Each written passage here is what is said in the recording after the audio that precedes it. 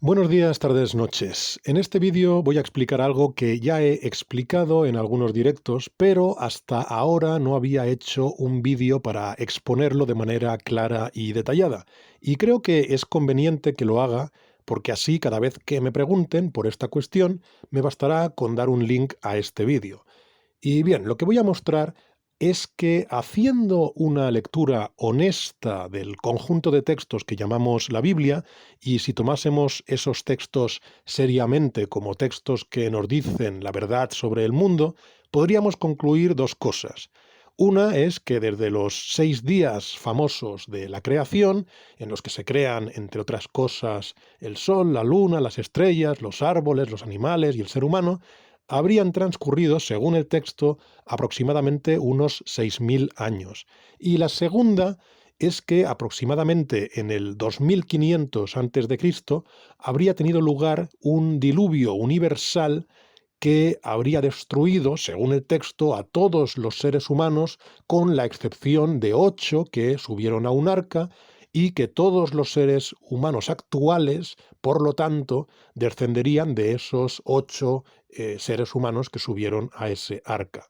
Bien, antes de continuar, por si hay alguien que esté viendo esto y que no conozca mi canal, aclaro que yo no soy un creacionista de la Tierra joven, que yo no defiendo ni lo de los 6.000 años, ni el diluvio universal como algo real, evidentemente. De hecho, ni siquiera soy cristiano, no creo en el Dios de la Biblia, no creo que la Biblia haya sido revelada por un ser omnisciente e infalible, y por lo tanto, yo no defiendo que estas cosas sean la realidad. Yo tengo bastante claro que la evidencia apunta a que tanto el Sol como la Tierra o la Luna tienen más de 4.500 millones de años, que la vida en la Tierra tiene más de 3.000 millones de años y que la especie Homo sapiens tiene cientos de miles de años.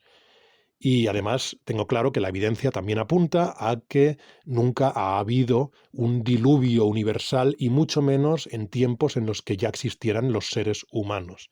Bien, por lo tanto, lo que pretendo con este vídeo no es defender que estas ideas de la Tierra joven o el diluvio universal hayan sucedido de verdad, sino que lo que pretendo es mostrar cómo una lectura honesta de ese conjunto de textos que llamamos la Biblia nos llevaría a esa conclusión.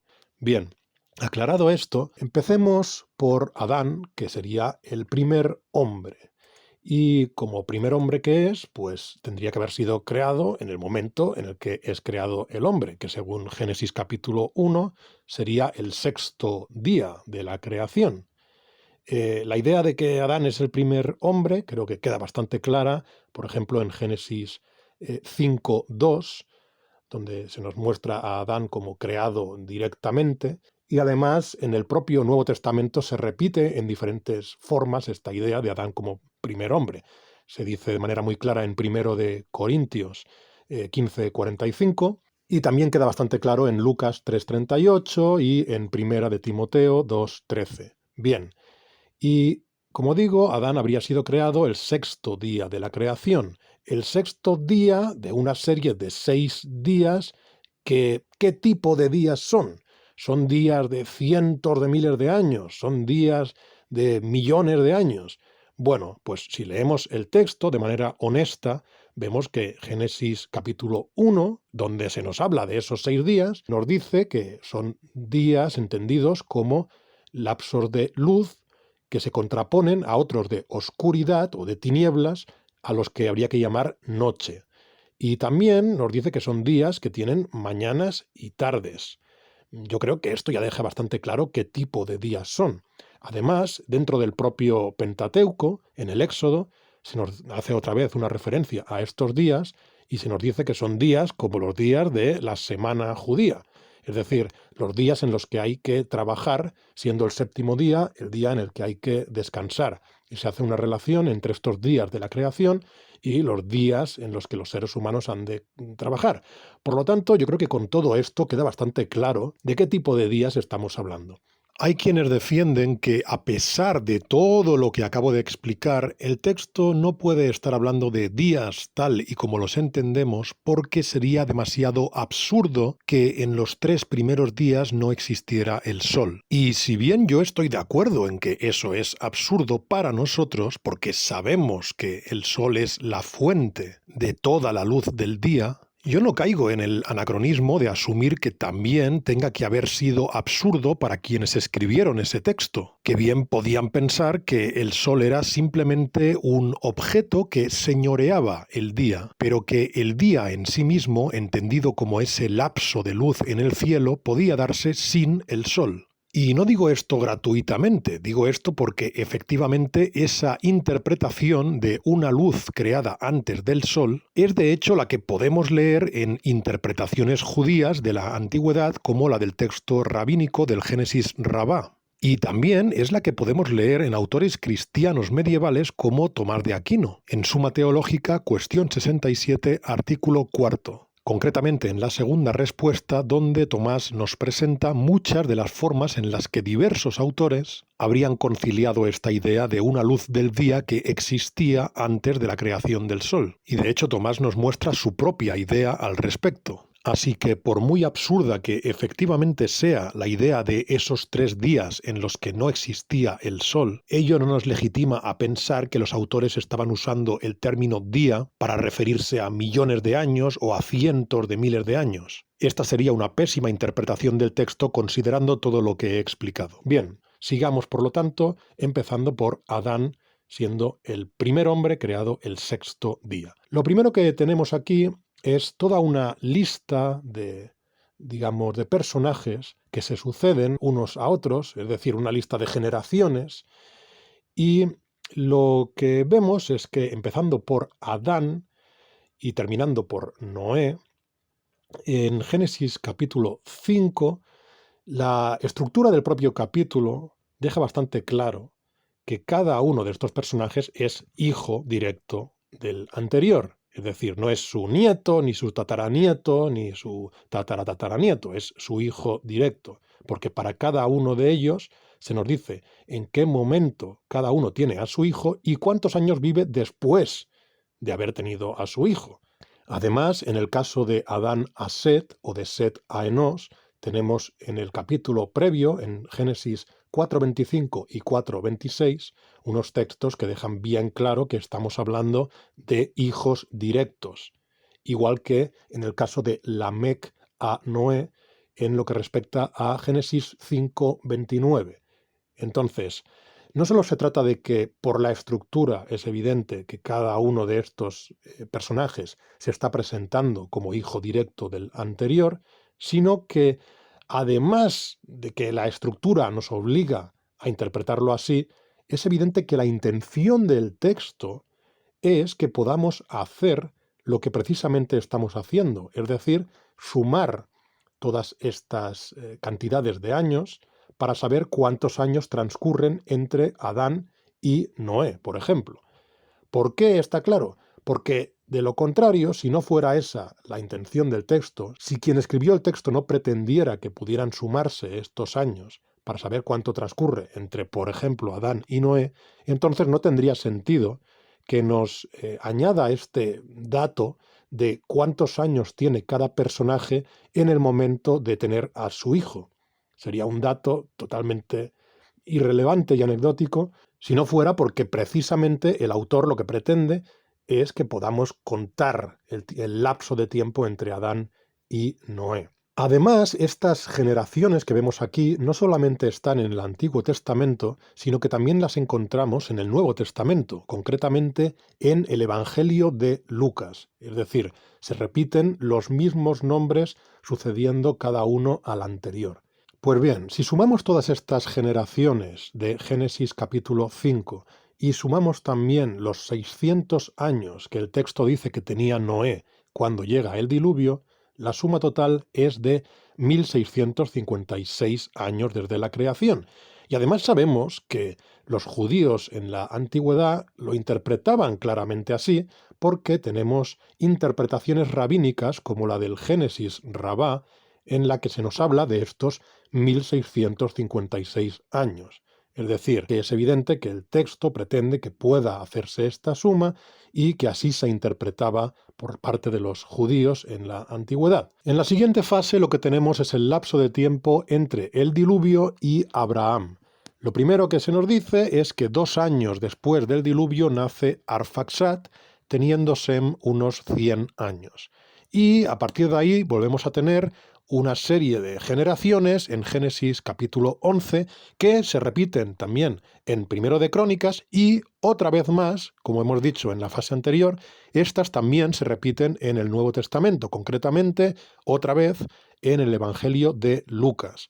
Aquí la única diferencia en la cuestión del Evangelio de Lucas es que ésta añade un extra Cainán, un segundo Cainán, que no está en el texto masorético original.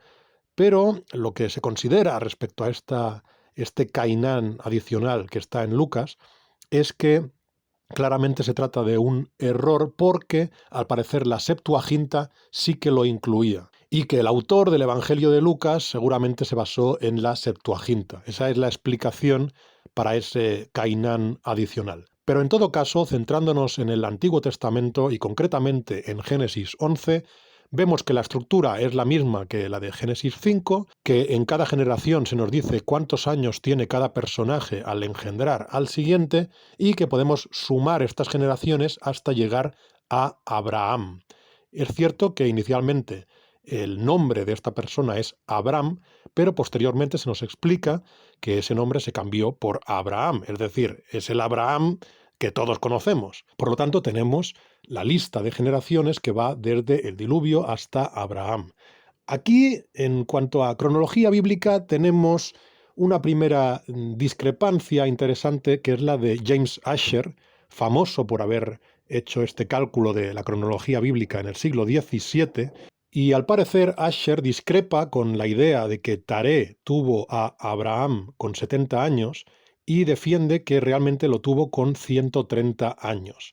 Esto puede hacerlo porque, a diferencia de todas las demás generaciones que he ido mencionando hasta ahora, en el caso de Taré y Abraham se mencionan 3 hijos de Taré y por lo tanto Asher puede defender que quizás el que nace cuando Taré tiene 70 años no es Abraham, sino alguno otro de sus hijos. Y por otra parte, Asher se basa en textos del Nuevo Testamento, como Hechos 7.4, y también del Antiguo, como Génesis 12.4, para defender su idea de que Taré tenía 130 años cuando engendró a Abraham. Bien, es una discrepancia que puede considerarse y que tampoco alteraría demasiado el cómputo total. En todo caso, yo he tomado los 70 años que encontramos en Génesis 11 y por el momento lo que tenemos es que Abraham habría nacido 292 años después del diluvio y que por lo tanto habría nacido en el año 1948 desde la creación. Bien, posteriormente tenemos el lapso que va desde Abraham hasta el Éxodo. Y aquí lo que tenemos es, para empezar, que Abraham tenía 100 años cuando tiene a Isaac, que Isaac tenía 60 años cuando tiene a Jacob y que Jacob tenía 130 años cuando entra en Egipto. Y entra en Egipto con el pueblo de Israel, con los hijos de Israel. Por lo tanto, este es el momento de entrada de los hijos de Israel en Egipto. ¿Y cuánto tiempo están los judíos, los hijos de Israel, en Egipto? Pues según la Biblia, según Éxodo, están 430 años hasta el momento del Éxodo.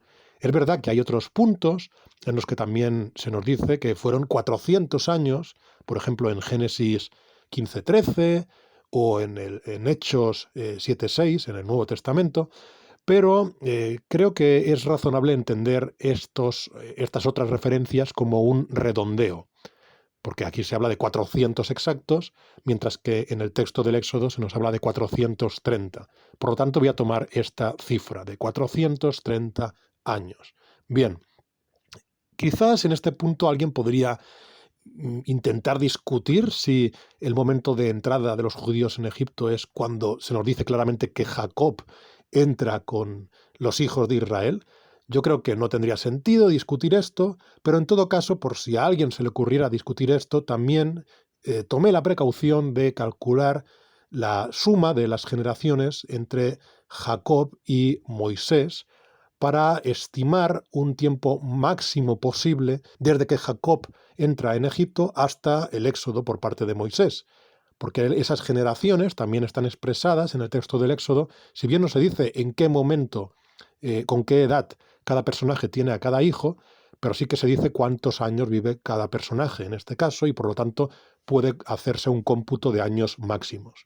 Bien, en todo caso, y tomando las cifras que veis en negro en la parte superior, aquí la conclusión evidente es que el éxodo sucede 720 años después del nacimiento de Abraham y por lo tanto en el año 2668 desde la creación.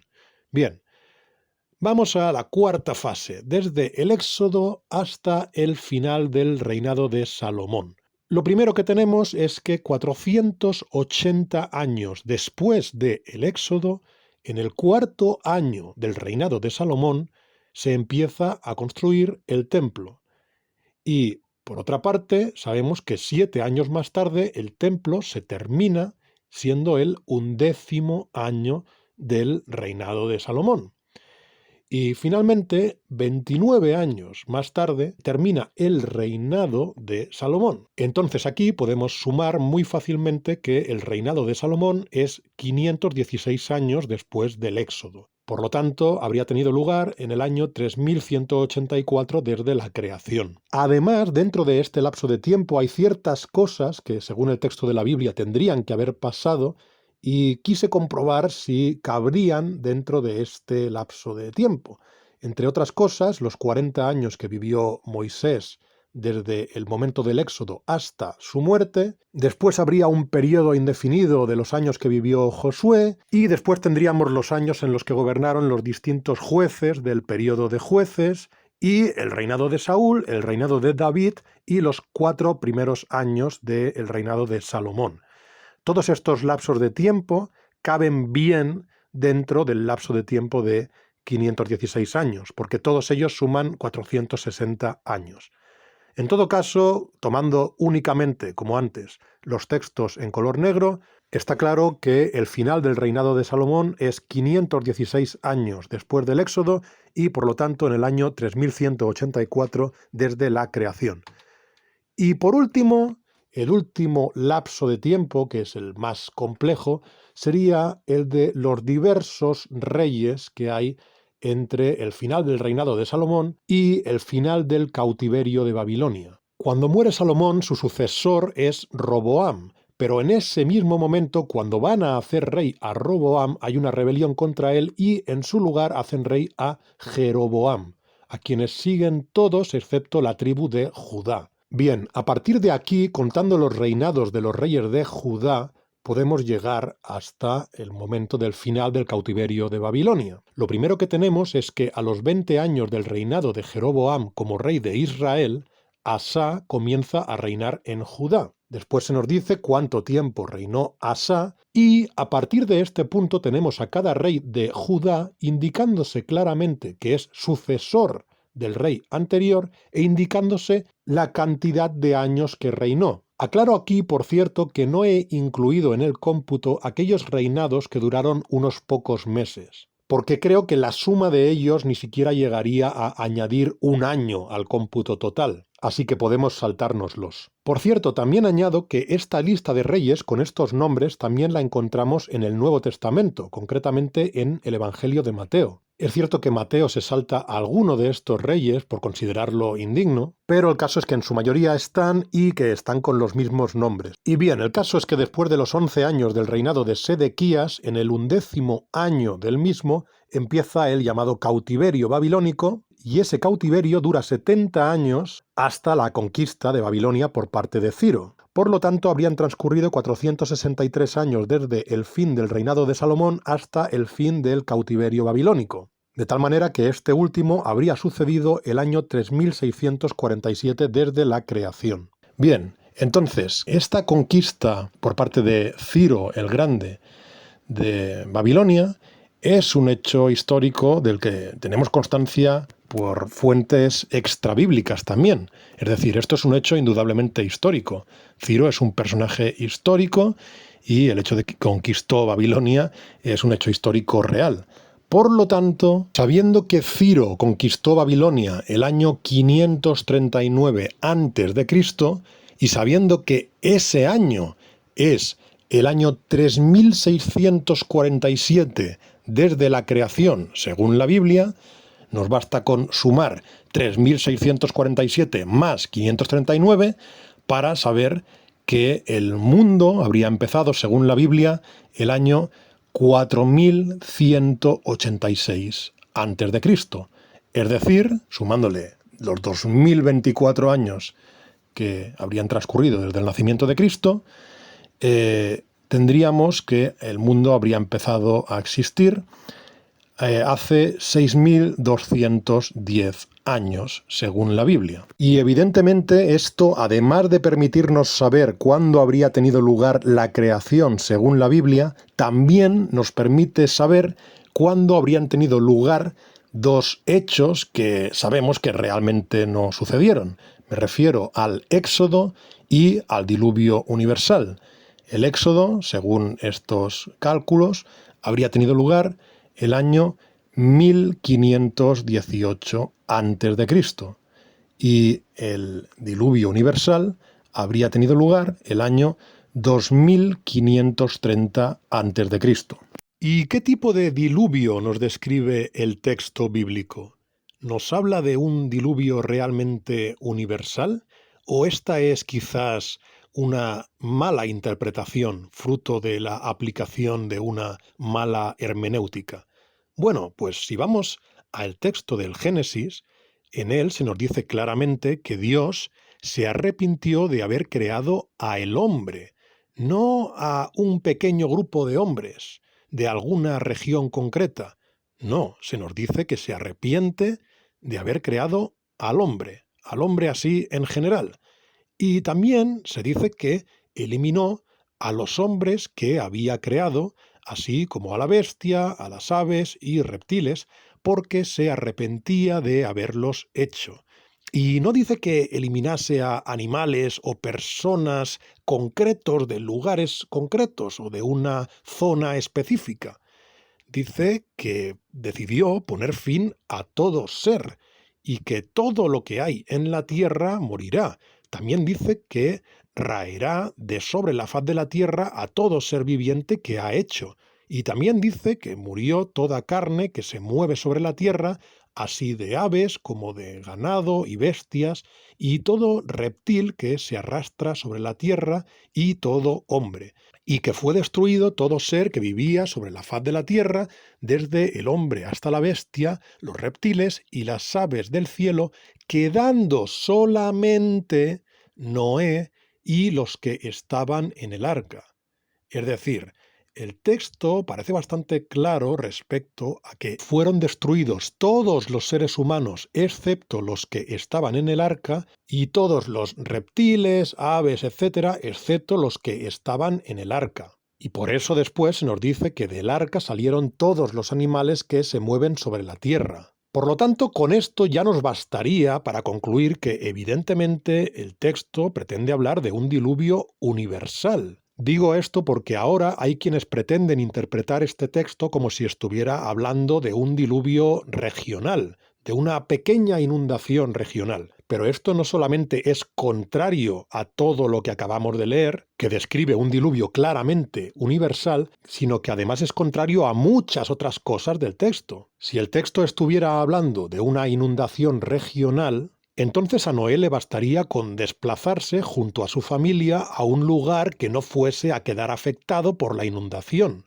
Algo mucho más razonable y fácil que dedicarse a construir él solo un arca de enormes dimensiones y llenarla de animales. La construcción durante años de esa embarcación para sobrevivir solo tiene sentido si no va a quedar ninguna tierra emergida a la que poder huir. Además, el propio texto está diciendo que las aguas cubrieron todos los montes altos que había debajo de los cielos. Esto parece abarcar claramente la totalidad de los montes altos, y de hecho así es como sabemos que se interpretó por parte de los judíos en la antigüedad.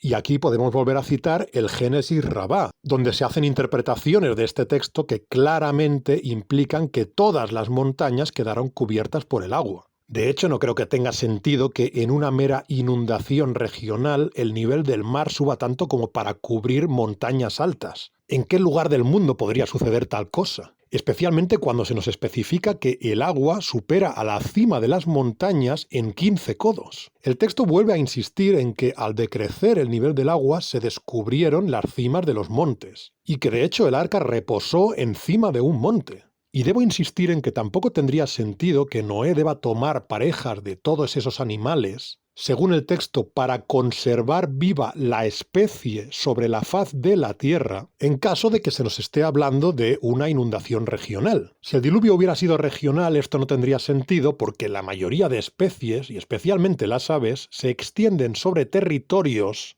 lo suficientemente grandes como para que no pueda extinguirlas una inundación regional localizada en una zona concreta. Además, el texto dice que las aguas del diluvio se retiraron al cabo de 150 días y que posteriormente Dios hizo decrecer las aguas, y el arca tocó tierra. Si se estuviera hablando de una inundación regional, no tendría sentido que el arca hubiera estado navegando durante medio año, es decir, mucho más de lo que tardó Magallanes en cruzar todo el Océano Pacífico, sin haber visto tierra. ¿Qué clase de inundación regional puede llevar a alguien a navegar durante medio año sin avistar tierra firme? ¿Qué sentido tiene pensar que ese tipo de inundación implicaría que una embarcación no vea tierra firme en 6 meses? Y además, cuando el arca vuelve a tocar tierra, según el texto, no es porque llegue a la costa navegando, sino porque Dios ha hecho decrecer las aguas. Es decir, absolutamente todo estaba inundado y Dios tuvo que hacer decrecer el nivel del agua para que volviera a verse tierra firme.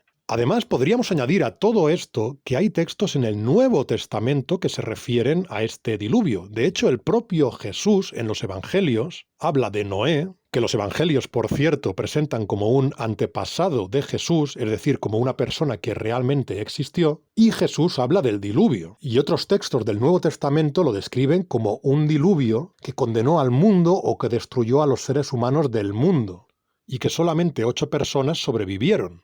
Y claro, si el diluvio hubiera sido regional, en un tiempo en el que claramente la especie humana ya estaba extendida por todo el globo, entonces no tendría sentido que solamente 8 personas sobrevivieran. Además, volviendo al texto de Génesis, este nos indica que Dios dijo que no volvería a maldecir la tierra por causa del hombre, y que no volvería a destruir más a todo ser viviente como había hecho. Si la destrucción hubiera sido regional, esta promesa que encontramos en Génesis 8:21 y que vuelve a repetirse en Génesis 9:11, no tendría sentido ni habría sido cumplida por Dios, porque el propio Génesis nos dice que Dios habría llevado a cabo destrucciones regionales posteriormente. Por ejemplo, la de Sodoma y Gomorra, en el capítulo 19 de Génesis, cosa que confirma el propio Jesús y también el apóstol Pedro. Por lo tanto, cuando Dios dice tras el diluvio no volveré a destruir a todo ser viviente como he hecho, no nos está diciendo que no vaya a volver a realizar una destrucción regional. Lo que el texto está diciendo es que nunca va a volver a llevar a cabo esa destrucción a escala global. También en Isaías se nos dice que Dios juró que las aguas del diluvio nunca más pasarían sobre la tierra.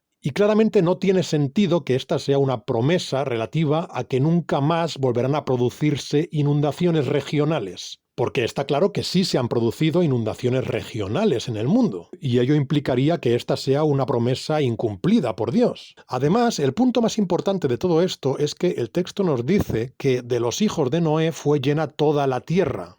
Y lo vuelve a reiterar cuando nos dice que las naciones de la tierra se esparcieron a partir de los descendientes de Noé, de lo cual deducimos que el texto nos está diciendo que todas las personas del planeta son descendientes de los hijos de Noé. Algunos defensores de la idea de que este texto habla de una inundación regional dicen que eso puede compatibilizarse con el hecho de que el texto diga claramente que todos los hombres fueron destruidos y que todos los hombres posteriores a Noé son descendientes de Noé, porque dicen que quizás se trate de una inundación regional en un momento en el que el ser humano todavía no había empezado a expandirse por el planeta. Pero ya hemos demostrado que según la Biblia el diluvio habría tenido lugar aproximadamente en el 2500 a.C., un momento en el que el ser humano sí que se había expandido por todo el planeta y por lo tanto en ese momento, para destruir a todos los seres humanos, el diluvio tendría que haber sido universal.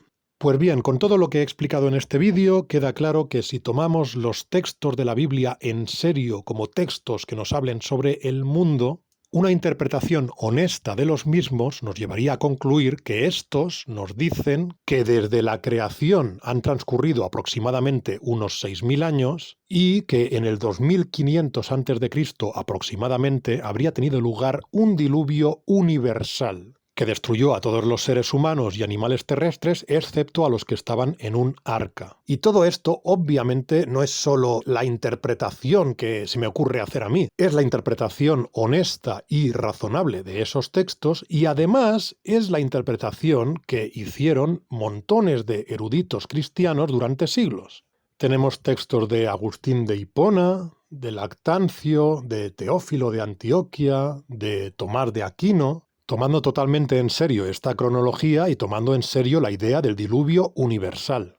Y eso por no hablar de la interpretación rabínica que ya he mostrado en 2 ocasiones en el Génesis Rabá. O por no hablar directamente del concepto de Anno Mundi, que es el tiempo que supuestamente habría transcurrido desde la creación, y que encontramos en el historiador cristiano Beda, encontramos en Maimónides, o por no hablar de la datación de James Ussher, que ya he mencionado. En fin, confío en haber sintetizado en este vídeo todas mis ideas sobre esta cuestión y así poder remitir a este vídeo a cualquiera que me pregunte por este tema. Obviamente, los que dicen que la Tierra tiene unos 6000 años o que hubo un diluvio universal se equivocan, pero también se equivocan los que pretenden convencernos de que la Biblia no dice lo que dice o de que no fue entendida como fue entendida. El mundo es como es y la Biblia dice lo que dice y fue entendida como fue entendida. Y hay que asumirlo. Igual que es absurdo negar cómo es el mundo para adaptarlo a la Biblia, también es absurdo negar cómo es la Biblia para adaptarla al mundo. Dicho esto, espero que os haya parecido interesante el vídeo y nada más que decir. Hasta la próxima.